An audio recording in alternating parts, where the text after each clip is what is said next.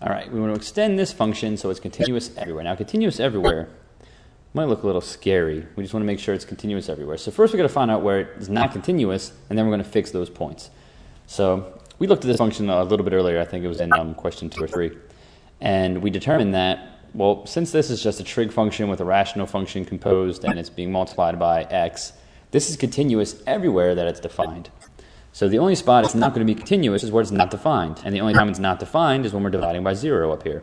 So the only problem is x equals 0, okay? So x can't be 0 on this function, but it's defined everywhere else. So since I'm telling you to extend it, well, we must have a situation where the function is not defined, but the limit exists. The limit must be approaching something from both sides.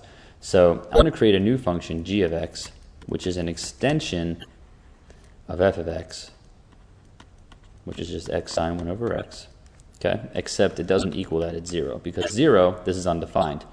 So I want to define g of 0 to be whatever this thing is approaching when x approaches 0.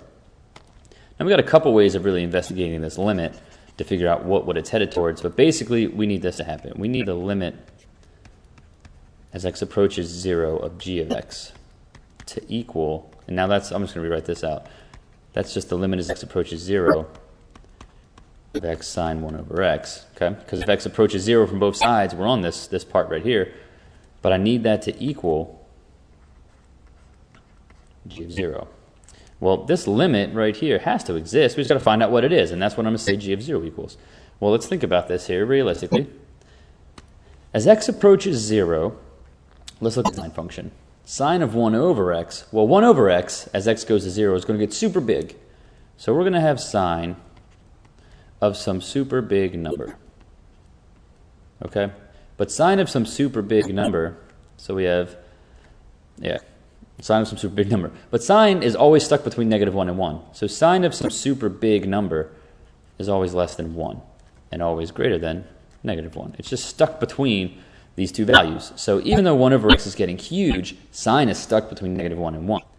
And what's happening here as x goes to 0 is x right here is getting very, very small. Super, super, super tiny. And you take a very small number as x approaches 0 and multiply it by a number between -1 or 1, well, that whole thing has to go to 0.